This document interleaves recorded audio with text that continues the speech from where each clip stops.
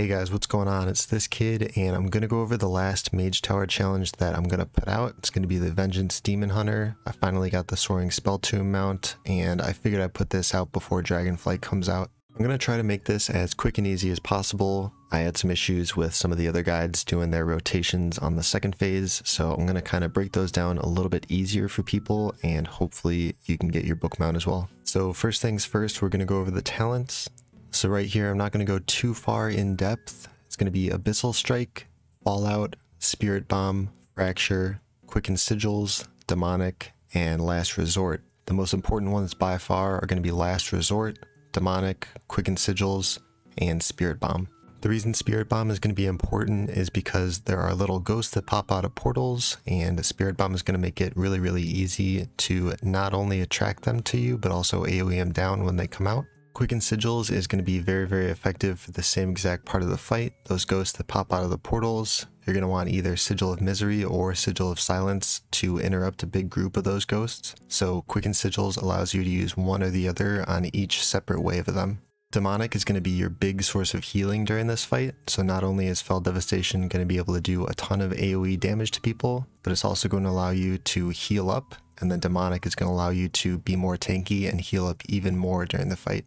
Last Resort is going to be your cheat death for this fight. Very important for the second phase, especially during the annihilations. Eventually you're just going to take way too much damage, and you're going to need Last Resort to stay alive for that phase. As far as gear goes, you really don't have to go too crazy. What you want to do is get full enchants and do as many gems as you can, but beyond that, you don't have to get any kind of crazy gear. The only thing that I can recommend is a cheat death trinket.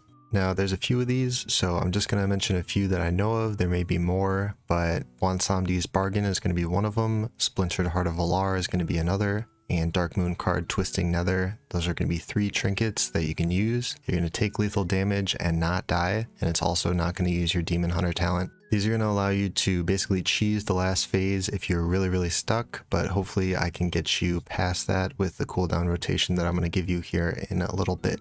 As far as enchants go, make sure to get Celestial Guidance on your main hand, Sinful Revelation on your offhand, 15 Agility on your boots, and then you can either go 20 Stamina and 30 Avoidance on your cloak, or just the full 30 Stamina. Make sure to get primary stats plus 30 on your chest. And then as far as rings, I just went with versatility. I valued both damage and damage reduction during this fight, so because of that I went with the versatility option. And then as far as gems, just go agility as much as you can. For consumables, you want to get as many as possible, so what I did is Shadow Core Oil for both of my weapons. I went with Stay Gala Mode, I went with Veiled Augment Runes, and Spectral Flask of Power. For the last phase, you also want to be using drums when you start to go crazy. They're going to be drums of Deathly Ferocity. That's going to be it for all the prep work, and now let's get into the actual fight.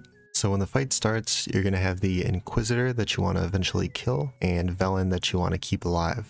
The Inquisitor has a little bubble around him, and when you're inside of it, you slowly stack up this debuff. The debuff is just going to increase the amount of damage that you take from his attacks, so what you want to do is ideally get to around 5 and then walk out of that little circle. Anything beyond that is pretty much just going a little bit crazy, so you want to stay at 5, get out, make sure the stacks drop off, and then go back in and fight him again. He's going to eventually also do Drain Life, and Drain Life is going to do the exact thing that you would think it would do, so obviously you want to interrupt this. You don't want him healing up at all, so save your interrupts specifically for this. You don't need to use them for anything else. Another thing that happens during this phase is there's going to be eyes that spawn in the room, and they're going to channel a cast on you. If you don't look at them at the end of the cast, they're going to knock you back, so you can deal with this in a few ways. You can either, number 1, just look straight at the eye, and it will not knock you back, or you can kill it, or you can just take the knockback and then glide as soon as possible or leap back onto the map. What I try to do in general is every time I get 5 stacks, you can't really be close to the boss anyway, so what you want to do is go around and kill some eyes, clear them out so that you don't have to deal with too many knockbacks. Another thing that happens during this fight is there's going to be infernals that spawn on a pretty regular basis, but to be honest, they're pretty negligible. They walk and they do a little bit of an AoE, but it doesn't really do too much damage. The only thing that's going to affect you really is they put out a line, and the line is going to do a little knockback on you. The line looks like the ground is being shaken up a little bit, so just try and walk out of that whenever you see it. Eventually there's going to be so many infernals that you're just going to get knocked back no matter what, so you can either glide back or you can leap the same way you would do with the eyes. The only really big difference here is that you don't really want to try and kill these infernals. You're just going to have to deal with them throughout the fight. They have too much health to really attack and kill, and you'll be losing damage on the Inquisitor if you do that for too long. Now the main thing for this fight is going to be the ghosts. And the ghosts are going to spawn in 4 different portals across the map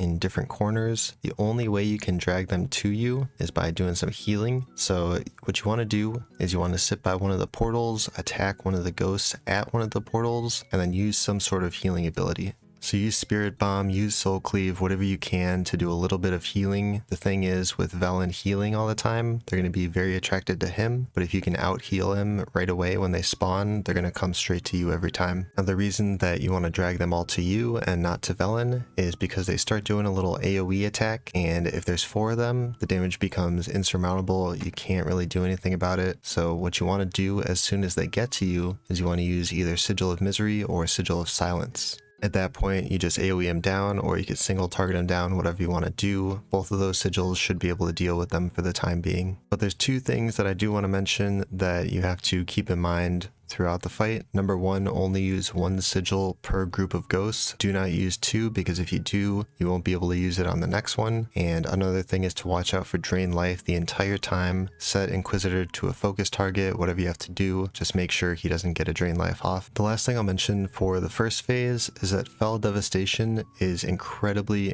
powerful during this phase. You may not even have to use a sigil to deal with the ghosts, and you can just use Fell Devastation, but you do have to, again, use that healing to drag him to you. So try and do Spirit Bomb or Soul Cleave, whatever you have to do to drag him to you, and then from there use Fell Devastation, and they may die before they get to use their AoE attack anyway. Now on to the fun part, the second phase. So on the second part, Cruel spawns, and he's going to have a few specific things to him that start happening during the fight. The first thing is going to be these little void lines that are going to move across the room. You can either glide across them or you can just run past them. They don't really do too much, they just annoy you the whole time. The second thing is going to be Cruel is going to be fighting you, and eventually he will kind of leap onto you. When he leaps onto you, he's going to spawn a Fell Pool, and you want to get out of that as soon as possible. It does a ton of damage, so do not stand in those green zones. Now one of the main abilities that you have to deal with is going to be Twisting Reflection on Cruel. He's going to cast it, and you have to interrupt it no matter what. If you miss a cast, your fight is basically over. Can't really recover from it, so do not let this go off. What it's going to do is it's going to heal him,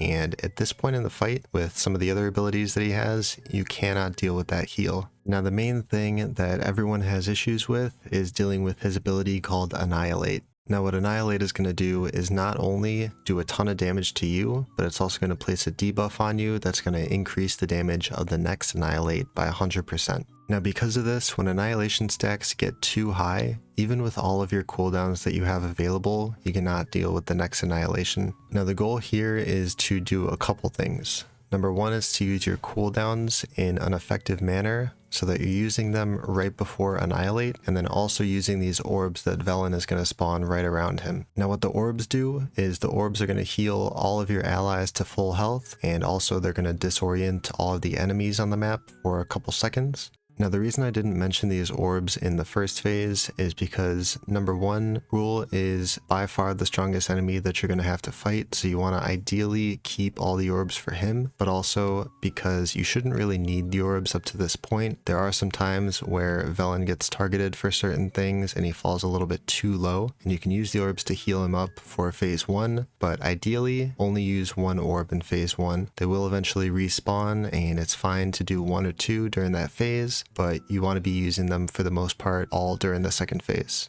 So back to Annihilates, what you want to do is you want to ideally use 1 cooldown each time he uses Annihilate. The orbs will disorient him for a little bit, but they're not going to completely stop him from using the ability. So what you want to do is use a cooldown each time, and the list is going to be as follows. For the first Annihilate, you want to use Demon Spikes. For the second Annihilate, you want to use Fiery Brand. For the third Annihilate, you want to use Metamorphosis. And then for the fourth and fifth, if you get to that point, you want to use your Cheat Death talent or your Cheat Death trinket, whatever you have available. But at that point, just try and do as much damage as possible. If you get past the third Annihilate, hopefully you can do enough damage to get him down and not really have to deal with that.